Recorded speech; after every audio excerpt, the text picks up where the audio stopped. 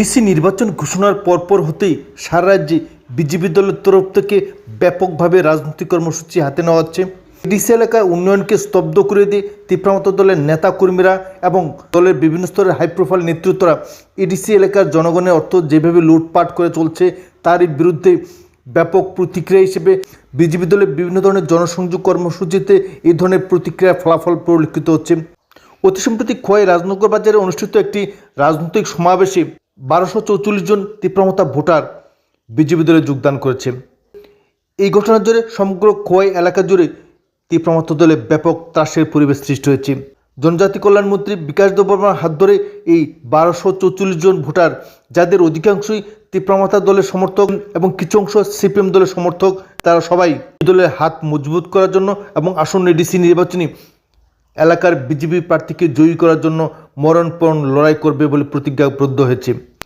এখানে উল্লেখ করতে হয় যে এডিসি এলাকায় ইতিমধ্যেই ব্যাপকভাবে জনবিক্ষোভ সৃষ্টি হয়েছে বলে দাবি করেছেন মন্ত্রী বিকাশ দেববর্মা। জনগণের উন্নয়ন তথা তীব্রমতাদের উন্নয়ন আজ সম্পূর্ণভাবে থমকে আছে শুধুমাত্র প্রদ্যুৎ কিশোর দেববর্মার ভুল নীতির কারণে, আবেগী নীতির কারণে। মন্ত্রী বিকাশ দেববর্মা স্পষ্টতই জানিয়েছেন যে আবেগের উপর ভর করে তীব্রমতাদের ঠকিয়ে যাচ্ছে তীব্রমতা দল।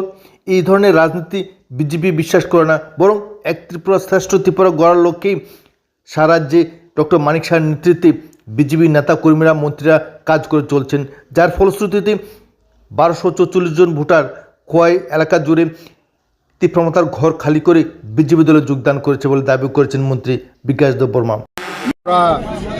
পাস করবে এবং খুমুলুং আমরা দখল করতে যাচ্ছি আগামী দিন। আমাদের মোদিজির উপর বিশ্বাস আমাদের খগেশজি তারা রেখেছে।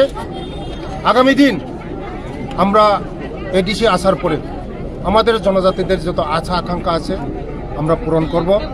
এবং আপনারা দেখেছেন বিগত 5 বছরে আমাদের মহারাজের নেতৃত্বে 2021-এ তারা ক্ষমতা দখল করেছে, জনজাতিদের কোনো আশা আকাঙ্ক্ষা পূরণ করতে পারে।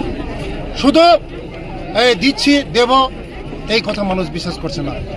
কুছ না কুছ দেगा, कुछ ना कुछ मिलेगा, গ্রেটার ত্রিপুরাল্যান্ড দেगा, कुछ কি দিতে পারে। লাস্ট ফাইট ইন্টারলোকেটার কোনো কিছু হয় না। শুধু আবেগে কোনো কিছু মানুষকে আর বিশ্বাস করাতে পারবে না।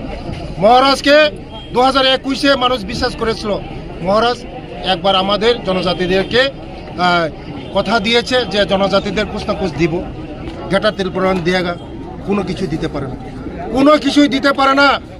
যে আমাদের রাজ্য সরকার যে টাকা পাঠায় এই টাকা পয়সা অন্য লুটপাট করে, এই টাকা পয়সা দিয়ে তারা বিদেশ ভ্রমণ করে, থাইল্যান্ড যায়, সুইজারল্যান্ড যায়, কোথায় কোথায় যায়, গিয়ে স্যার এই টাকা দিয়ে করাপশন করে, এই টাকা দিয়ে তারা এনজয় করে। তার জন্য মানুষ আজকে বিশ্বাস হারিয়েছে। আগামী দিন 12 তারিখে তারা